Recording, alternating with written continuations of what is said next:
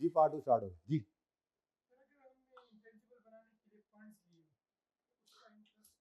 जी वो borrowing cost का standard है, बिल्कुल होगा। हाँ, इंटेंजिबल भी बन रहा है। आपने 3 साल तक ईआरपी बनाते रहे, पैसे ही नहीं थे, लोन लेकर बैंक से उसको यूज किया, वही बोरिंग कॉस्ट वाला स्टैंडर्ड वहां टेंजिबल पे लगता था, तो यहाँ इंटेंजिबल पे भी वैसे ही लगता है। अभी ना लगाओ। वैसे एक सवाल है, उसमें करवाऊंगा इंशाल्लाह। पता नहीं उसमें टेंजिबल पे लगाया या इंटेंजिबल पर लगाया है, IAS 23 है सही, पता नहीं IAS 12 का सवाल है, एक दिमाग में आ रहा है। रैम में पहुंच गया हार्ड डिस्क जोड़ के, लेकिन सही याद नहीं आ रहा कि कौन सा टॉपिक पढ़ा है, पर है जरूर, करेंगे जरूर। हाँ जी, रिफ्रेश। अच्छा, ये चीजें नहीं होनी चाहिए। Following are not components of cost of intelligent, ये नहीं होने चाहिए। क्या चीज जी? Selling and admin expenses. आगे ना पढ़ो प्लीज, आगे ना, प्लीज आगे नहीं पढ़ना, प्लीज आगे नहीं पढ़ना, 1 मिनट के लिए, जब मैं कहूं तब पढ़ना है, ठीक है? तो selling and admin and other overheads, ये कभी भी नहीं कॉस्ट का पार्ट बनेंगे। Identified inefficiencies and initial operating losses before asset achieves planned performance. हमेशा से ऐसे ही होता है, आप कोई भी चीज नई लगाएं, प्लांट नया लगाएं, कोई नया काम शुरू करें, तो शुरू में उसकी एक्सेप्टेबिलिटी इतनी नहीं होती, तो शुरू में ऑपरेटिंग लॉसेज आ रहे होते हैं। तो ये तो IAS 16 से आप सीख कर आए हैं कि ऑपरेटिंग लॉसेज को कभी, वो P&L के अंदर लॉस आएगा, वो एसिडी कॉस्ट में आपने एज एन एक्सपेंस, वो एसिडी कॉस्ट में आपने एज कैपिटलाइज नहीं कर लेना, बल्कि उसको P&L में एक्सपेंस आउट करना होता है, क्योंकि एसिड तो तैयार हो गया, जब रेडी टू यूज हुआ तो यूज होना शुरू हुआ, यूज होना शुरू हुआ तो ऑपरेट हो रहा है, तो लॉसेज आ रहे हैं। तो जब यूज हो रहा है तो उस वक्त तो कोई भी कॉस्ट उसमें ऐड नहीं करते, अनलेस कि वो सब्सिक्वेंट मेजरमेंट में सब्सिक्वेंटली आपकी कैपिटलाइजेशन क्राइटेरिया को मीट कर जाए, ठीक है? तो ये इनिशियल ऑपरेटिंग लॉसेज कभी भी ऐड नहीं करते। और आखिरी क्या है? Staff training. एसिड तैयार हो गया, एसिड को चलाने वाला बंदा ही कोई नहीं, तो उसको ट्रेन करना है, तो आप कहोगे सर इसके बगैर एसिड चल ही नहीं सकता। नहीं भाई, स्टाफ ट्रेनिंग को कभी भी एसिड कॉस्ट में ऐड आप नहीं कर सकते। एसिड तैयार है, आप नहीं चला सकते तो आपका कसूर है, वैसे भी ट्रेन करो भाग जाए, फिर एसिड कॉस्ट में ऐड नहीं करते स्टाफ ट्रेनिंग, ठीक है? तो ये चीजें क्या है जी? Not components of cost. 1 minute, ये जनाब कॉस्ट का कंपोनेंट नहीं है। क्या चीज? Selling, distribution, admin, other general overheads, inefficiencies and initial operating losses. Identified क्या होता है? दफा करो, पता नहीं, बस इतना याद रखो। आइडेंटिफाइड नजर आएगा, जाहिर है वही, बहरहाल छोड़ो। Inefficiencies and initial operating losses और स्टाफ ट्रेनिंग, हालांकि ऑपरेट करने के लिए एसेट को पर नहीं, ठीक है जी, सही है। अब एक बड़ी अहम बात जो मैं स्किप कर गया, वो क्या है? ये बड़ी जालिम चीज है। अनलेस अनलेस को होर रंग होना चाहिए, अजीब जिया, अनलेस दिस एक्सपेंस इज, ये एग्जाम्पल मैं आपको कल ही दे चुका हूं, ठीक है? कि हम बना तो रहे हैं अपने कॉलेज के लिए एक ERP, ठीक है? अब उस ERP, वो कंप्यूटर का सॉफ्टवेयर होता है, उसकी इंस्टॉलेशन के लिए वो कंपनी के सॉफ्टवेयर इंजीनियर्स आए हुए हैं, लेकिन हमने अपने IT मैनेजर साहब को कहा यार आप इसकी सुपरविजन कर लिया करें। जैसे मैंने आपको कहा कि आपको, आप टेंजिबल में भी एग्जांपल दिया कि प्लांट को इंस्टॉल हो रहा है, तो आपने अपने प्रोडक्शन मैनेजर या फैक्ट्री मैनेजर को कहा जाके सुनिए ये बात, ये आखिरी बात है, बस खत्म कहानी, ठीक है? कि आपने क्या करना है, प्लांट की इंस्टॉलेशन को भी सुपरवाइज कर लो। अब अगर तो हम उसको वही मंथली सैलरी दे रहे हैं और साथ ये एडिशनल काम भी करवा रहे हैं, तो ये एडमिन एक्सपेंस है, ये जनरल ओवरहेड्स हैं, ये वैसे भी इनकर होने थे चाहे प्लांट इंस्टॉल हो या ना हो, तो हम इसको एसिडी कॉस्ट में ऐड नहीं करते। लेकिन अगर हमने उसको कहा ना भाई रोजाना सुपरविजन आपने करनी है इंस्टॉलेशन की, आपको हम हर महीने 10,000 रुपये एक्स्ट्रा देंगे इसका, तो जितने महीने इंस्टॉलेशन चलेगी वो उतने महीने सुपरविजन करेगा, तो हर महीने के हिसाब से 10,000 उसको जो जाना है, ये डायरेक्टली एट्रीब्यूटेबल हो गया। आखिरी बात है, थोड़ी सी हिम्मत कर लो। बिल्कुल ऐसे ही इनटेंजिबल, हम एक सॉफ्टवेयर, मैंने कहा हम एक सॉफ्टवेयर यहाँ पे इंस्टॉल करा रहे थे, हमने उस कंपनी के, उस सॉफ्टवेयर कंपनी के जो सॉफ्टवेयर इंजीनियर्स आए हुए थे, उनको सुपरवाइज करने के लिए हमने अपने IT मैनेजर को कहा कि यार आप इसको सुपरवाइज भी कर दें। 3 महीने तक इंस्टॉलेशन चली, 3 महीने का उनको वही सैलरी मंथली जो जाती थी वही दी, तो ये डायरेक्टली एट्रीब्यूटेबल सैलरी उनकी नहीं बन जानी, हालांकि वो टाइम दे भी रहे होंगे। मिसाल के तौर पे 12 घंटे की ड्यूटी अगर उनकी थी, उसमें से उन्होंने 3 घंटे यानी 25% उन्होंने सुपरविजन की। अब अगर उनकी 2 लाख तनख्वाह है तो क्या करें, 50,000 पर मंथ के हिसाब से सॉफ्टवेयर की कॉस्ट में ऐड कर दें? नहीं कर सकते, क्योंकि हमने उनको 2 लाख देना ही देना था, चाहे वो सुपरविजन करते या ना करते। लेकिन अगर हम उनको कह दें कि आप इसकी सुपरविजन करें, आपको एक्स्ट्रा 25,000 रुपया हर महीने मिलेगा इस काम का, तो फिर वो एक्स्ट्रा 25,000 जितने महीने तक देते रहेंगे उतने महीने वो कॉस्ट एसडी कॉस्ट में ऐड करते रहेंगे, यहां तक कि वो इंस्टॉल हो जाए। इसको कहते हैं डायरेक्टली। तो सेलिंग, एडमिन, जनरल ओवरहेड्स ये कॉस्ट का पार्ट नहीं बनते। आईकेप का बड़ा फेवरेट पॉइंट है, ये टेस्ट करता है, ये कॉस्ट का पार्ट नहीं बनते। लेकिन अगर यही डायरेक्टली एट्रीब्यूटेबल हो जाए, मसलन आपने ये मिसाल अपने पास अब लिख लेनी है, ठीक है, कैसे डायरेक्टली, ठीक है, डायरेक्टली एट्रीब्यूटेबल हो जाए तो फिर ये कॉस्ट का पार्ट बन जाएंगे। ओके, ये आपको वैसे ही आता है। इससे आगे नोट्स खत्म हो गए, वरना थोड़ा सा और पढ़ा देता। आज तो मैंने गवर्नमेंट ग्रांट और एक्सचेंज भी कराना था यार, बहुत टाइम लगा दिया आज हमने थ्योरी पे। चलो बड़ा पास पेपर आओ, फटाफट छेती आओ, छेती आओ। डव लिमिटेड के नाम से एक सवाल होगा।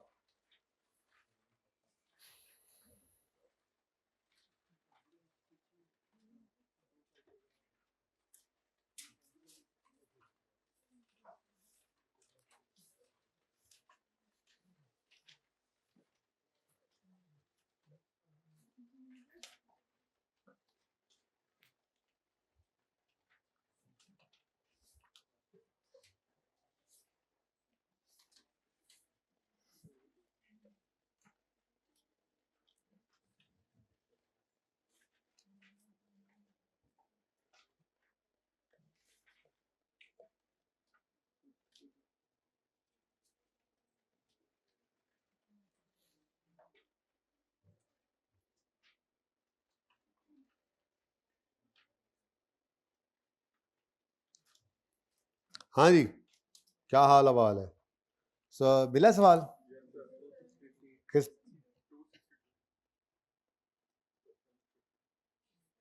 ले जी, सवाल की रिक्वायरमेंट पढ़ लें।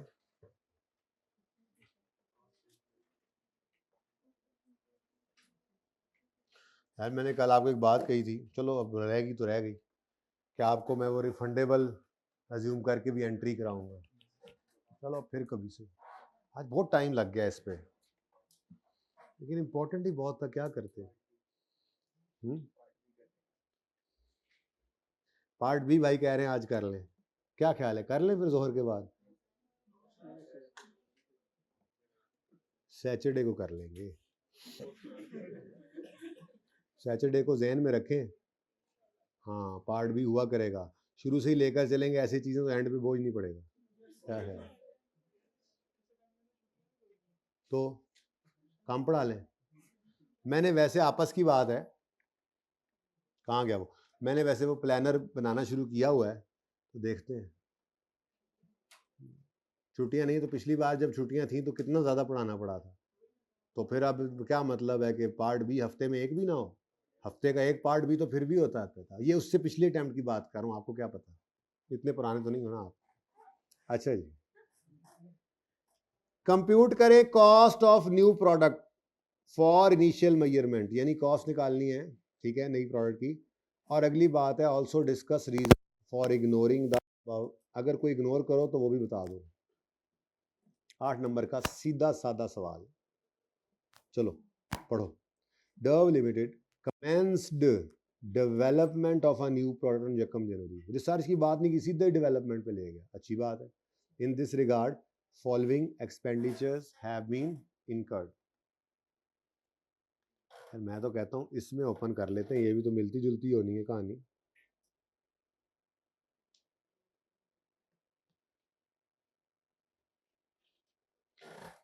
नकल ही करनी पड़ जाती है।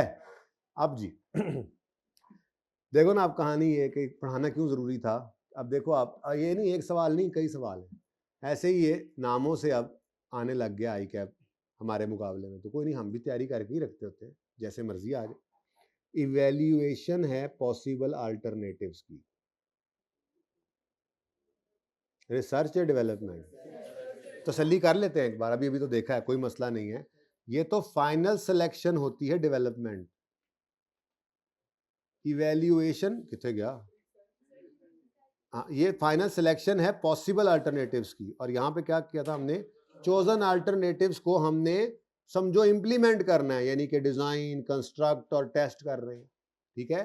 तो चोजन अल्टरनेटिव्स की कंस्ट्रक्शन की तरफ जाएंगे तो डेवलपमेंट है। यहाँ पे क्या लिखा हुआ है?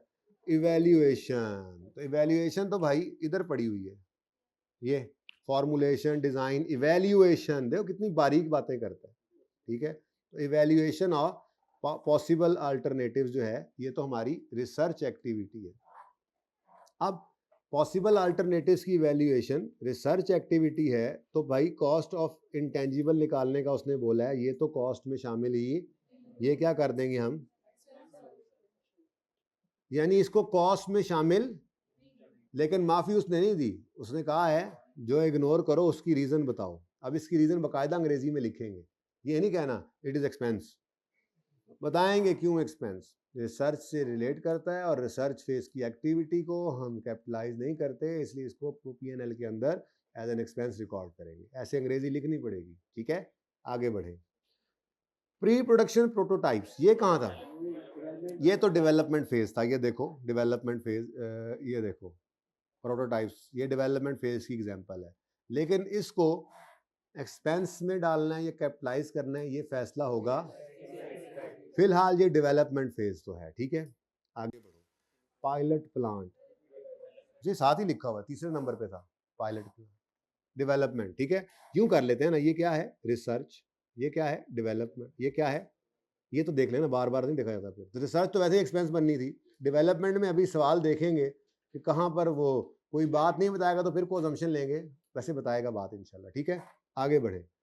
फी टू रजिस्टर लीगल राइट्स, अच्छा ये ना रिसर्च है ना डेवलपमेंट है, लेकिन ये कॉस्ट का पार्ट बनने वाली चीज है, ये भी अभी भी पढ़ा के आ रहा हूँ। तो इसको क्या करना है हमने? कैपिटलाइज, ये तो चुप करके कैपिटलाइज कर दो, ये आइए 16 जैसा है, जरूरी खर्चा है, ठीक है। आगे, कॉस्ट ऑफ मैन्युफैक्चरिंग, एक मिनट, ये देखो, ये जो पायलट प्लांट होता है, इसके अंदर यही काम तो चल रहा होता है, डिजाइन, कंस्ट्रक्शन, तो उसकी ऑपरेशन, पायलट प्लांट जब ऑपरेट हो रहा होता है तो फिर आगे कहीं लिखा हुआ था कॉस्ट में ये चीजें आ सकती हैं? कहीं पे टेस्ट रन लिखा हो? नहीं लिखा हुआ तो कोई बात नहीं, फिर अब हम खुद IS 16 को यूज करते हुए थोड़ा सा ये कर लेंगे। देखो, मैन्युफैक्चर करना है सैंपल्स को, तो ये कैपिटलाइज होने वाली कॉस्ट है। ये क्या है? मैं मानता हूं कि ये आपका नाम के साथ नहीं लिखा हुआ रिसर्च डेवलपमेंट एग्जांपल में, लेकिन ये सैंपल्स बनाने की कॉस्ट बहरहाल ऐसे की कॉस्ट में ऐड होनी चाहिए, ठीक है। IS 16 की तरह से इसको हम कैपिटलाइज करेंगे, ठीक है। लेकिन एक स्टार लगा हुआ है इस 32 के साथ, अभी मैंने डेट्स भी नहीं पढ़ी, फिलहाल एक स्टार लगा हुआ है, वो स्टार क्या है जी?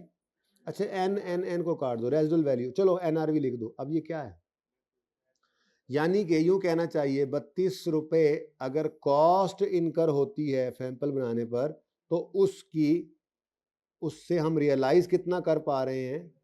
अब ये टेस्ट रन की कॉस्ट एसिड की कॉस्ट में, टेस्ट रन की कॉस्ट एसिड की कॉस्ट में ऐड होती है, तो उससे आने वाली प्रोसीड्स, ये एक तरह की प्रोसीड्स ही है ना, यानी आपको ये 32 रुपए की कॉस्ट पड़ेगी सैंपल बनाने पे, लेकिन उसकी रेजिडुअल वैल्यू, मतलब उसकी नेट में उससे रियलाइज क्या हो रहा है हमें? 20 रुपए। तो ये तो वही काम है कि टेस्ट रन की कॉस्ट को एसिड की कॉस्ट में ऐड किया जाता था, और उस टेस्ट रन में अगर सैंपल्स बन जाते थे तो उन सैंपल्स को बेचने से जो सेल प्रोसीड्स आती थी वो माइनस करते थे, ठीक है। अब आपके जहनों में आएगी एक बात, IS 16 में ना, मैं ये अर्ज करा था उस वक्त, IS 16 में क्या आ गया है? चेंज। IS 16 अब ये कहता है कि टेस्ट रन की कॉस्ट को तो एसिडी कॉस्ट में ऐड करना है, यानी कि वो जो प्लांट चला उस पर जो बिजली का खर्चा आया या जो कोई और एम्प्लॉय ऊपर खड़े हुए तो उनको तनख्वाह दिया आपने, ये टेस्ट रन की कॉस्ट है, इसको तो एसिडी कॉस्ट में ऐड करना है। लेकिन अगर उस टेस्ट रन में आपने कोई सैंपल्स बनाए हैं, तो वो सैंपल्स बनाने की जो कॉस्ट है मटेरियल वगैरह की, और वो सैंपल्स बन के बिक गए तो उनसे जो सेल प्रोसीड्स आई हैं, ये दोनों आप एसेट में नहीं लेके जा सकते, P&L में ले जाएं। सेल प्रोसीड्स को सेल में और कॉस्ट को कॉस्ट में, एक्सपेंस में, ये स्टैंडर्ड में एक नया पैरा इंसर्ट हुआ था, आज से कोई 1 साल पहले हो गया था, पता नहीं अब आप वहाँ से गुजर के नहीं आए या क्या चक्कर है। खैर, अब मामला ये है, IAS 16 में तो ये चेंज आ गया, तो IAS 16 में तो हम ये ट्रीटमेंट अब नहीं करते कि ये 32 माइनस 16 करें, हम ये करना नहीं, ये नहीं कर सकते। ये सैंपल्स की कॉस्ट है और उससे आने वाले पैसे हैं। ये एसिडी कॉस्ट में ना तो 32 ऐड करते हैं ना 20 लेस करते हैं, यानी कि 12 रुपये नेट करें तो एसिडी कॉस्ट में IAS 16 वाले अब एसिडी कॉस्ट में ऐड नहीं करते। लेकिन IAS 38 में ये चेंज फिलहाल नहीं आया, तो इसलिए ये ट्रीटमेंट अभी भी यहीं पे, ये यहाँ IAS 38 में ये ट्रीटमेंट अभी भी उसी तरह से चलेगा। ठीक है, तो वो सिंपल बात है, अच्छा हो गया। ब्रांड बिल्डिंग कॉस्ट, हाँ जी, इसका क्या करें? ब्रांड बिल्डिंग कॉस्ट, और ये तो एडवर्टीजमेंट होती है, एक्सपेंस आउट करेंगे। ठीक है, अब ये कैपिटलाइज होना है, ये भी कैपिटलाइज होना है, लेकिन नेट होकर, यानी कि मैं यूं कह देता हूं 32 माइनस 20, यानी कि 12 को क्या कर दो, कैपिटलाइज। ठीक है, 12 कैपिटलाइज हो जाए। Okay, done. अब रह क्या गया, ये सीधा सीधा एक्सपेंस में चला गया। ठीक है, ये भी कैपिटलाइज, ये भी कैपिटलाइज, ऐसे यहां लिख देता हूं, जरा करीब रहे। ठीक है, अब रह क्या गए, ये दो। ठीक है, इन दो को इग्नोर किया है, बताना पड़ेगा कि भाईजान क्यों इग्नोर किया है। इन दो को कैपिटलाइज कर भी सकते हैं, नहीं भी कर सकते, ये डिपेंड करता है क्राइटेरिया के बारे में को बात बताए। ठीक है, अब आगे बढ़ते हैं। अब आप देख लो कितनी हेल्प मिली उन अंग्रेजियों को पढ़ने से। उसके अलावा ये सवाल 8 नंबर का आपने इसमें से 4 भी नहीं ले सकने थे, गड़बड़ हो जानी थी। ठीक है, लो, DL हैज ऑल्सो इनकर्ड, लफ्ज डायरेक्टली एट्रीब्यूटेबल पे बड़ा गौर फरमाएं। DL has also incurred directly attributable salaries and overheads. धोखा ना खा जाना, सैलरीज एंड ओवरहेड्स अभी अभी कह के आए के कॉस्ट का पार्ट नहीं है, लेकिन अलग से बताया अगर डायरेक्टली एट्रीब्यूटेबल वो कह दे तो फिर ये कैपिटलाइज होने। Of ₹5 million salaries and 1.5 million overheads respectively in each month over development period of new product. अच्छा, डेवलपमेंट पीरियड कब से कब तक चल रहा है जी आपके ख्याल में? जनवरी से। मतलब यहाँ पे भी तो उसने देखो ना ये कर दिया ना, कमेंस डेवलपमेंट ऑन यकम जनवरी। तो बेसिकली ये जनरल बात थी, कोई इसको स्पेसिफिक करने की जरूरत है नहीं। मतलब उसने ऊपर क्या लिखा है, DL कमेंस डेवलपमेंट ऑफ, नई प्रोडक्ट पे डेवलपमेंट शुरू कर दी है, उसमें पहला अरसा रिसर्च चली, फिर डेवलपमेंट। वो इस तरह से नहीं कह रहा, बेसिकली वो ये क्या मतलब, इस महीने के अंदर सैलरी नहीं दी होगी आपने उनको रिसर्च की। सीधी बात को सीधा ही रखा करें मेरे ख्याल में, खाम खा क्यों परेशान करते हैं खुद। बट बात कोई मसला नहीं है, 1 महीने की लड़ाई है, कोई बात नहीं, उससे कोई बंदा पास फेल होता है। लेकिन खैर एक जनरल सी बात है, वो कह रहा है 1 जनवरी को डेवलपमेंट ऑफ प्रोडक्ट शुरू होगी। ठीक है, और नीचे कह रहा है हर महीने ओवर डेवलपमेंट पीरियड, का मतलब है कि 1 जनवरी से ये खर्चे होना शुरू हो गए। ठीक है, जनवरी, फरवरी, मार्च, अप्रैल, मई, जून, जुलाई, पता नहीं आगे क्या होना है, आगे देखते हैं। ठीक है, तो ये जितना भी अरसा है उस अरसे में ये इवनली हर महीने 5-5 मिलियन की सैलरीज और 1.5 मिलियन के ओवरहेड्स इनकर होते रहे। अब जाहिर सी बात है, जब जनवरी का महीना है तो वो तो है ही रिसर्च का महीना, तो उसमें जो खर्चा है वो भी एक्सपेंस।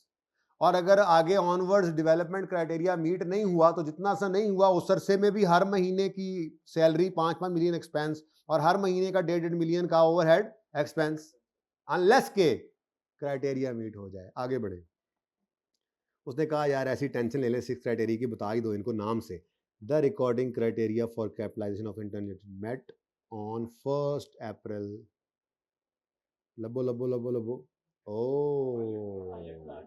यानी कि एक्सक्यूज मी, ये भी क्या है, हालांकि डेवलपमेंट फेज था लेकिन कैपिटलाइज नहीं कर सकते, इसको भी क्या करेंगे, इग्नोर। इसकी भी रीजन बतानी पड़ेगी आप।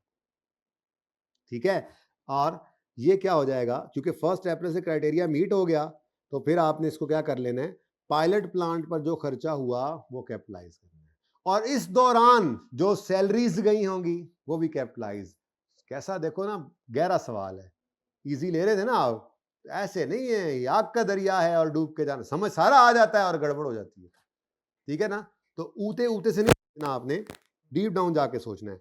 अच्छा, 1 अप्रैल को क्या हुआ है जी, क्राइटेरिया मीट हुआ है and commercial production of product was commenced from 1 नवंबर। इसका मतलब 31 अक्टूबर पे इंटेंजिबल बनना खत्म और उससे आगे अब इंटेंजिबल प्रोडक्शन वालों के हवाले कर दिया।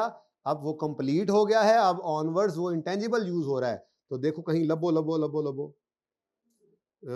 31 अक्टूबर कहाँ है? ओ कॉस्ट ऑफ मैन्युफैक्चरिंग सैंपल्स, ये तो वैसे ही हमने कैपिटलाइज ही करना था। ठीक है, अच्छी बात है जी, चला गया।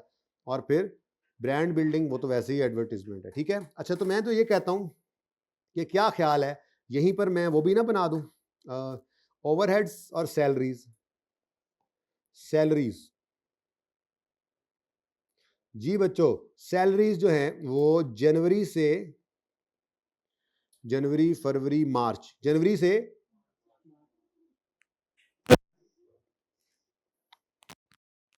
अच्छा वैसे बाय द वे सैलरीज जो है वो जनवरी से चलनी कब तक है, पहले तो ये डिसाइड कर लें। सैलरीज चलनी है जनवरी से ना बेटा जी, जनवरी से 31 अक्टूबर तक। तो जनवरी से अक्टूबर 2020 तक हमारी सैलरीज हर महीने में इनकर होनी है। होनी है नहीं होनी है? अब वो अगली बात बाद में डिसाइड करते हैं ना, इनमें से फिर कितनी एक्सपेंस में जानी है और कितनी। लेकिन ये कितनी सैलरीज होंगी जी? 5 मिलियन पर मंथ, ऐसा ही है। और उसके बाद ओवरहेड्स हैं, ओवरहेड्स ये भी हेड्स चलो ओवरहेड्स ये भी जनाब जनवरी से ऑनवर्ड्स चलने हैं अक्टूबर तक, और ये 1.5 मिलियन पर मंथ। ये मैंने वैसे टोटल लिखा है कि सैलरीज और ओवरहेड्स तो ऐसे ही हैं 10-10 महीने के, ऐसे ही है। अब इसमें से कितने अरसे का एक्सपेंस और कितने अरसे का क्राइटेरिया मीट हुआ 1 अप्रैल को। तो अप्रैल, मई, जून, जुलाई, अगस्त, सितंबर, अक्टूबर, कितने मंथ्स बने?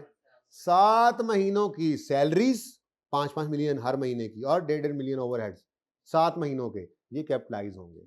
जनवरी फरवरी मार्च का एक्सपेंस में जाएगा। ठीक है, तो ये भी देख लेते हैं। चलो फिर मेरे ख्याल में अब कॉस्ट निकाल लेते हैं यहीं पे। क्या जाना अब उधर, कौन जाए अब उधर, हो ही रहा है अब इधर। तो कॉस्ट ऑफ, आज सारा लेक्चर इधर ही बैठा है नकम्मा नखट्टू।